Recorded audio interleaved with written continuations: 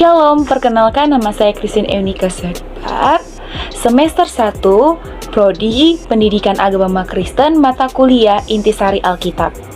Pada kesempatan kali ini, saya akan menjelaskan tentang penjelasan di dalam mata kuliah Intisari Alkitab. Baik teman-teman, Alkitab sendiri tersusun dalam satu kronologi yang sangat jelas, atau di dalam Intisari Alkitab, kronologi ini dinamakan dengan kronologi praktis.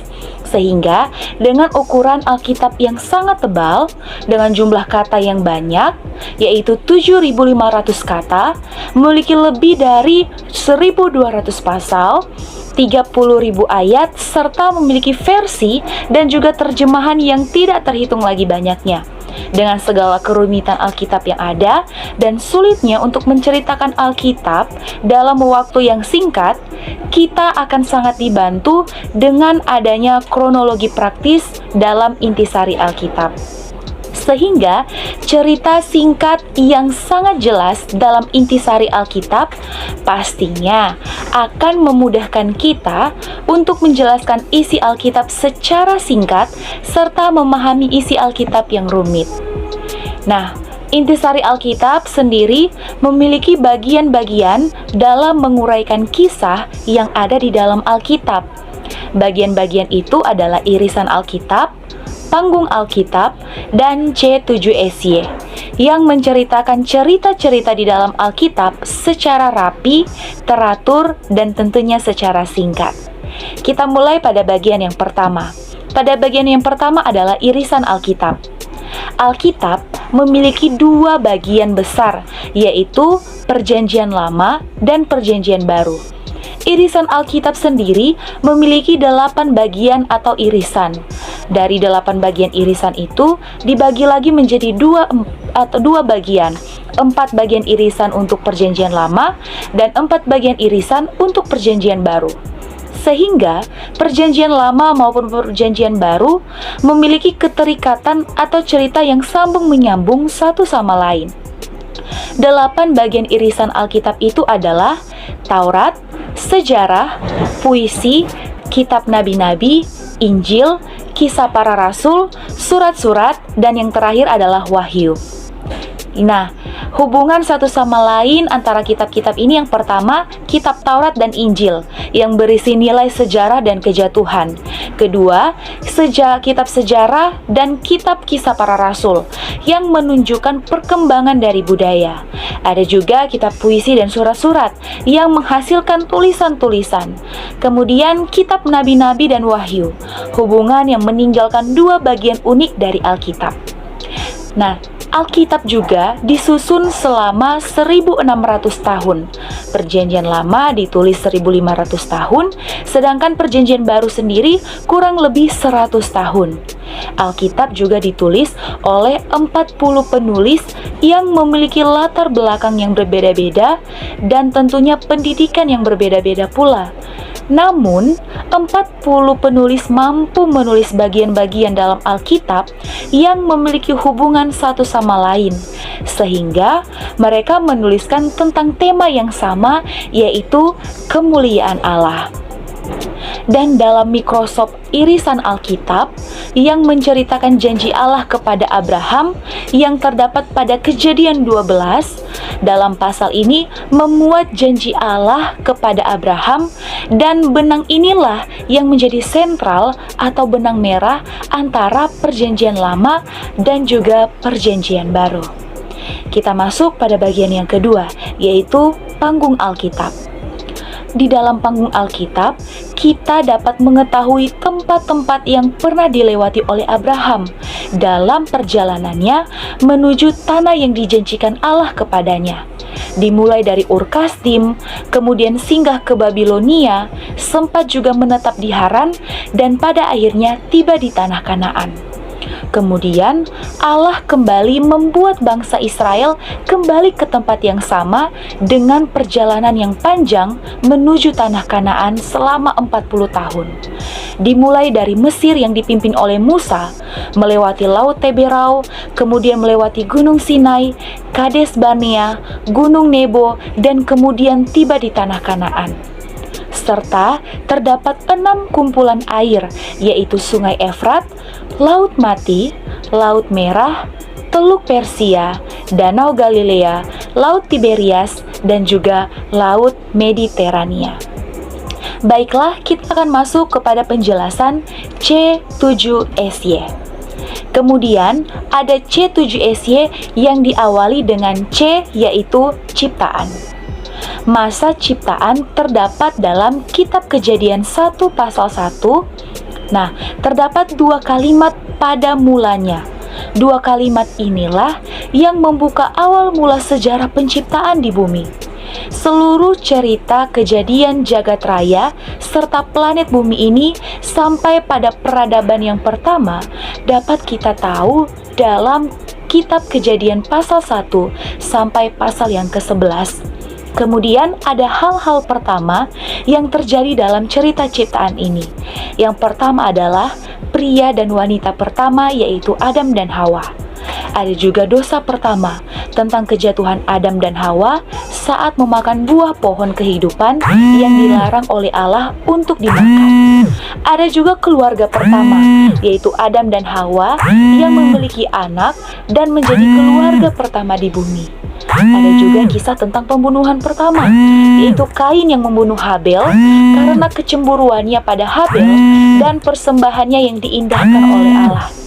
Ada juga tentang banjir besar dan pelangi, yaitu kisah Allah yang menghapus ciptaannya yang bejat dalam kisah Nuh. Kemudian ada pelangi pertama sebagai perjanjian antara Abraham dan Nuh setelah air bah surut. Terus ada juga kisah tentang Menara Babel, kisah kesombongan manusia yang ingin menyamai tempat kediaman Allah, sehingga bahasa mereka dikacau balaukan oleh Allah. Kita masuk juga kepada 4 tokoh Alkitab. Yang pertama adalah Abraham, kurang lebih 2000 tahun sebelum Masehi. Tokoh pertama dari 4 tokoh ini dimulai dengan kisah Abraham yang menjadi tokoh sentral dan menjadi benang merah antara perjanjian lama dan juga perjanjian baru. Kronologi singkat kisah Abraham dimulai dalam Kejadian pasal yang ke-12, yaitu Abraham yang dipanggil Tuhan dari Ur Kasdim menuju tanah yang dijanjikan Allah, atau biasa disebut dengan perjanjian Abraham. Kita bisa lihat dalam Kejadian 12 ayat 1 sampai ayat yang ketiga. Abraham kemudian meninggalkan Ur Kasdim dan melangkah dengan iman dan berpegang pada janji Allah kepada Abraham. Abraham juga memiliki 2 anak, yaitu Ishak dan Ismail. Di antara kedua anak Abraham, yaitu Ishak dan Ismail, Ishak merupakan anak yang dijanjikan Allah kepada Abraham dan istrinya. Dari Ishak inilah lahir Esau dan Yakub, dan kemudian dari Yakub lahir 12 orang anak Yakub yang nantinya akan menjadi awal mula 12 suku bangsa Israel. Kita masuk kepada tokoh Alkitab yang kedua, yaitu Yusuf, sekitar kurang lebih 2000 sebelum Masehi. Dari 12 anak Yakub, Yusuf menjadi anak yang paling disayangi oleh Yakub, sehingga menimbulkan kecemburuan pada saudara-saudaranya. Hal ini yang membuat saudara-saudara Yusuf menjual Yusuf ke Mesir dan menjadikan Yusuf menjadi seorang hamba di rumah Potifar. Namun, karena fitnah dari istri Potifar, Yusuf pun masuk ke dalam penjara.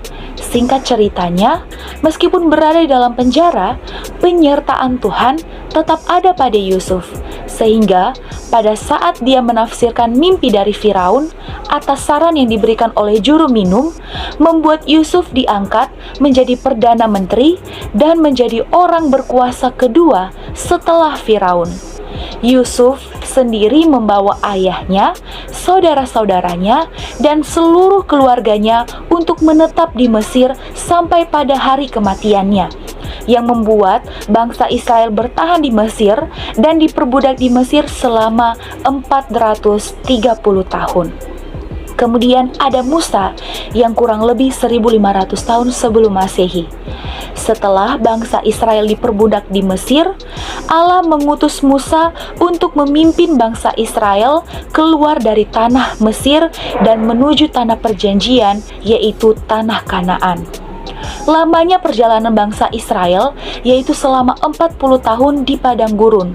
Dan selama perjalanan menuju tanah perjanjian, Allah mengeluarkan 10 hukum Taurat, memberi perintah dengan 3 tema, yaitu moral, sipil, upacara atau ibadah.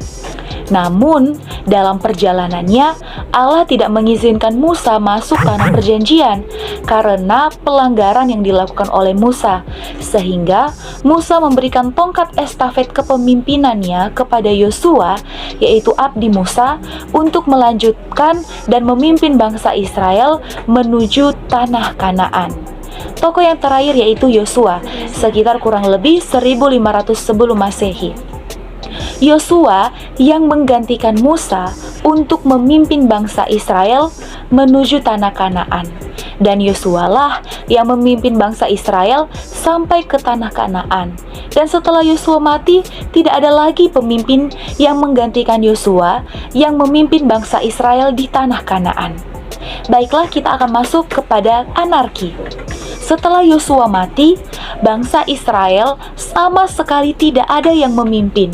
Sehingga Allah menunjuk para hakim yang akan memimpin bangsa Israel, dan masa anarki inilah berakhir pada Samuel sebagai hakim atau nabi terakhir yang sebelum akhirnya bangsa Israel meminta seorang raja kepada Samuel untuk raja itu memimpin bangsa Israel. Kemudian ada masa kerajaan, yaitu 1000 tahun sebelum Masehi. Setelah berakhirnya masa anarki, bangsa Israel memasuki masa kerajaan, di mana bangsa Israel meminta seorang raja kepada Samuel, dan muncullah Saul sebagai raja pertama. Namun, karena Saul yang sudah mulai menyimpang dari Allah, akhirnya Allah menggantikan Saul dengan Daud sebagai raja kedua. Setelah Daud menjadi raja, Daud pun memberikan tahta kerajaan kepada anaknya yaitu Salomo. Pada masa Salomo lah menjadi terakhir kalinya bangsa Israel bersatu sebagai kerajaan. Karena Salomo yang berubah tidak setia kepada Tuhan, maka bangsa Israel terpecah menjadi dua, yaitu kerajaan utara atau Israel dan kerajaan selatan yaitu Yehuda. Kerajaan utara dipimpin oleh Yerobeam dan kerajaan selatan dipimpin oleh Rehabeam. Kita masuk kepada masa pembuangan. Setelah kerajaan Israel terbagi menjadi dua, ada penyerangan dari bangsa Asyur kepada kerajaan utara atau Israel dan dibawa kepada pembuangan, dan kerajaan selatan atau Yehuda yang diserang oleh bangsa Babel dan dibuang ke Babel. Namun, pada akhirnya kerajaan Yehuda dipelihara dan dapat kembali lagi ke tanahnya sendiri. Nah, masa pembuangan sendiri ini selama 70 tahun. Dan dalam perjalanan pulang, kerajaan Yehuda memiliki 3 tahapan atau 3 ronde yang dipimpin oleh 3 orang. Yang pertama dipimpin oleh Zerubabel, yang kedua dipimpin oleh Ezra, dan yang terakhir dipimpin oleh Nehemia. Kita masuk kepada masa senyap. Nah, perjanjian lama berakhir kira-kira 500 tahun sebelum Masehi. Dalam periode senyap berlangsung selama 400 tahun. Di masa ini Allah tidak berfirman sama sekali. Dan ada 2 kejadian di masa senyap ini, yaitu Alex orang Yunani dari Kekaisaran Roma yang mengambil alih sejarah dunia dengan sistem Romanya, baik dalam bidang administrasi, hukum, transportasi, komunikasi, perpajakan, dan lain sebagainya. Pada masa senyap juga orang-orang Yahudi menyelesaikan kanon ke dalam bahasa Ibrani yang biasa disebut sebagai Septuaginta. Pada masa ini juga Alexander Agung juga menyebarkan budaya Yunaninya ke seluruh daerah. Kita masuk kepada masa Yesus Kristus. Dari 2000 tahun sejak janji Allah kepada Abraham, di masa ini Bapa mengaruniakan anaknya yang tunggal, yaitu Yesus Kristus ke dunia ini. Di masa ini, kita dapat melihat perjalanan kehidupan Yesus selama 3,5 tahun pelayanannya di bumi dalam memberitakan Injil keselamatan kepada banyak orang. Kemudian, pengalamannya dan implikasinya dari kayu salib, serta munculnya organisme baru yang sangat misterius.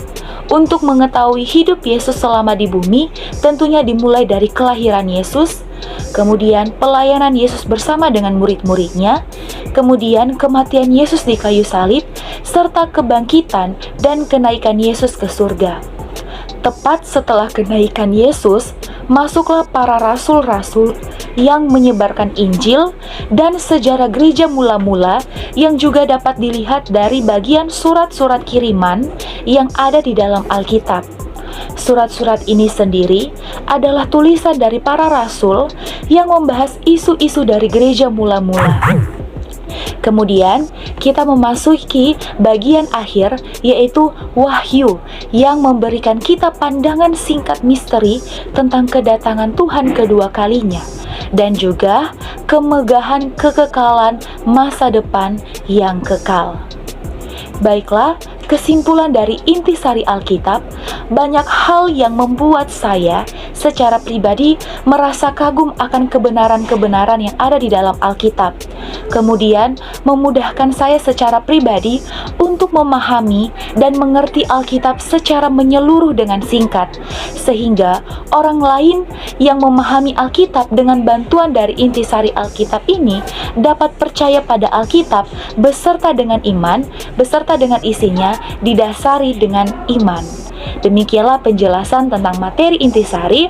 Semoga materi ini dapat membantu kita untuk memahami isi Alkitab secara singkat. Terima kasih, Tuhan Yesus memberkati.